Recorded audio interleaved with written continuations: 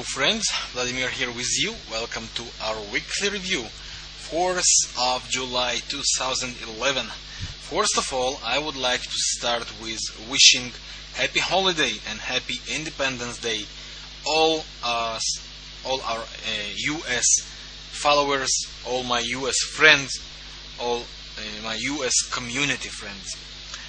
I wish you only the best. Enjoy this holiday with your families, with your friends, with all the country.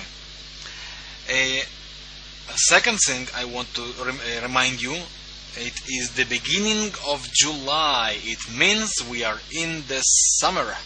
What does it mean? During summer, as you know, July and August mainly, some of September as well, many traders are out of the market. They begin to get out of the market, and the market tends to be volumeless and very difficult to predict. It's very important to remember that and to stay with very small risks. That's another thing. Plus, the first week of July provide us with very many important fundamental things. For example, as you can see, it's a cash rate week. It's actually interest rate week. What do I mean? For example, we begin on Tuesday with Australia, right? Then we go all the way for Britain and Europe for their official bank rate. And if that's not enough, on Friday it's non-farm payrolls for Canada and US. So very important week fundamentally. So that's why we must stay careful. Previous week I discussed about everything that actually involved with the Canadian, with the franc. With the franc, dollar franc. This week I am going to discuss about a little longer terms, plus some interesting things for the upcoming week. Once again, as you saw the importance of the fundamental news. That means it's very hard to predict. We just can analyze now, but then we have to follow the market to see how our expectations actually goes. So first of all, I would like to start with Australian against the franc. It opens the Bollinger Band. It actually stopped on the first resistance here with 50 MA. Probably it will go and make some correction, but I believe it should continue up at least to 0.93 and 0.94 as possible targets. I do believe we are going now all the way for this downtrend line, which should meet us at the end around 0.94, which also will be the 200 moving average of the daily chart. Well, it all because of the franc, dollar franc. Also, I expect to go up more and more. The daily chart still sits on the downtrend line, so it would not be easy.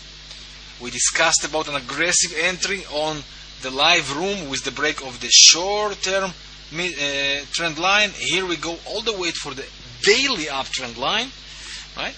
The break above this line and cross of the 50 of the RSI would provide with the final call up. If that's happened, my targets would be 0.88 all the way to parity level, to possible parity level. It should take several more days, maybe probably even weeks, not days, but it looks like the current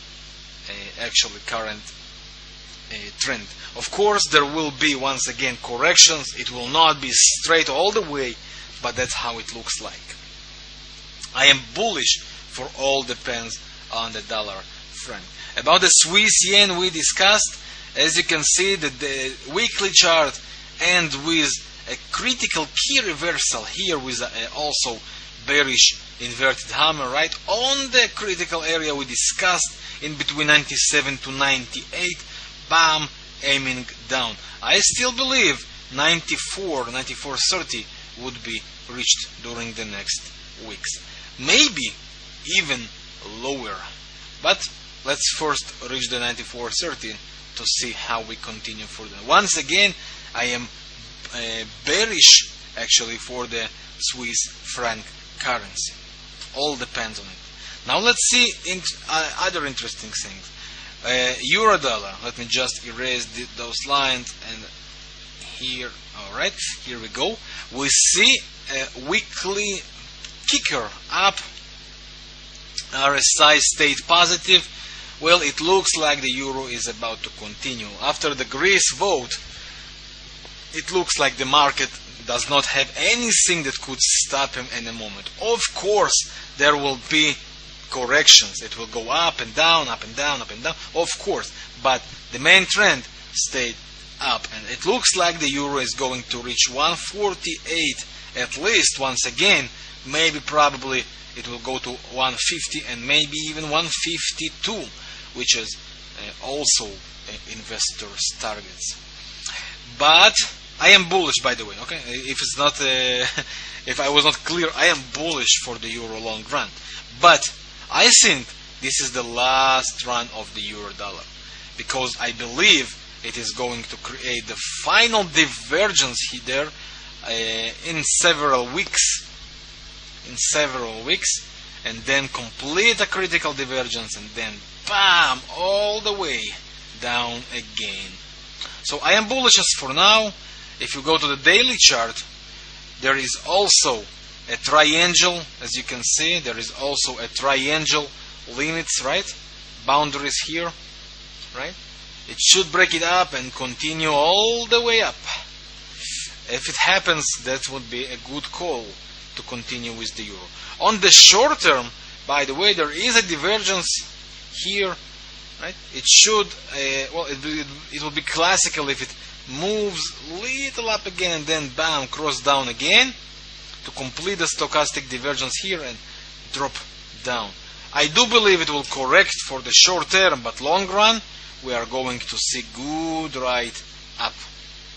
That's about the euro. What else do we have here? Dollar Canadian also has this block on 0.99, a little below, and what a kicker down. It is a bearish call for dollar Canadian. It looks like we are going all the way for the previous low of 92, which is actually also confirmed on the daily chart, as you can see, right? Also confirmed on the daily chart here with this direct drop down. Of course, I believe we will have corrections. Actually, it looked like during Friday that the correction will begin here. It dropped after bad news, and now it looks like a new divergence will be created, and then the correction will begin. But long run, dollar Canadian is aiming down. There is no question about it. New Zealandian dollar also looks like up. Also looks like still up, but very limited. Very limited, as there is a daily divergence here which should change the direction at the end. So I would not have the buy anymore, because I think it's limited. It could go 100, maybe 200 more. I can't imagine more. It looks too bearish for me very soon. Also, few just a second, let me erase those lines. A few interesting pairs to follow: British pound against the New Zealandian. Watch the monthly divergence. This pair is getting ready for a retrace and change of direction. Stay tuned. If you go to the weekly chart, also we still ride down, but see the stochastic also aiming to create a bullish divergence. So I believe that during the next month's British pound New Zealandian will change its direction for bullish move. Euro British pound, the investors went down 0.90, so it looks good. On the weekly chart, the divergence is still here. Well, I prefer still to stay careful and see when the daily divergence will be completed. If we count waves, it is 1, 2, 3. Of course, it looks like we're going to C4, but then probably 5th, and then the market should change its direction. So yeah, I think the Euro British Pound will correct, but it will be limited from my point of view, as long as it holds the 20 moving average of the daily chart, the daily Bollinger Band, then up, and then complete a final divergence and goes down. That's how it looks like. Yes, I believe in short-term corrections, but I don't think it's actually already the big turnaround. Well, and those are all my favorites. Once again, all the franc pairs, I am bearish for the currency, the franc of the currency, Swiss franc. So actually all the pairs looks up except the Swiss yen, of course, that is aiming down actually. What about interesting commodities and indices? S&P 500 also broke the downtrend line, opened the Bollinger Band. It looks up, I believe. Also the weekly chart, you see the weekly chart, also all looks good, all looks up, and it holded once again the uptrend line here, as we discussed on previous weeks. So I believe, but it's a Marubozu, right? So it should be correction before the up move. If we go for 4-hour charts, you can see that all the ride up, it was 1, 2, 3, 4, short 4, now 5th move, right? It should stop soon and correct itself with the divergences on the MACD histogram and stochastic. So all begins to be very, very, very, very interesting here around this area. That's about the S&P 500. Of course, all the indices are the same divergences that should begin the correction very soon. Well, that's how it looks like. And about commodities, especially the gold and the silver. Well, if you pay attention for the gold, there is a 4-hour bullish divergence. A little risky because it's only 4 hours. The daily is still aiming down. So it is too confusing. I prefer to stay out. I will not touch the gold until the picture will be clearer. Yes, the 4-hour divergence could take it little up, but it could be actually mistaken and then will continue down based on the daily clear down point. You see the down move? It's clear. So it's actually too risky from my point of view. I am still bearish, but we'll see how the gold actually controls itself on the 20 moving average of the weekly chart. For longer term, I remind you, there is still critical uptrend line that we follow. Well, that's all for this week, friends. Once again, happy holiday, happy Independence Day for all our US friends, all our US clients and followers. I wish you only the best. Enjoy this day with your family. It's actually a long weekend, right? So I wish you good luck, friends, and happy trading, profitable trading. Of course, when there are updates, I will update on the blog. Have a beautiful week, and I wish you only the best. Your Vladimir.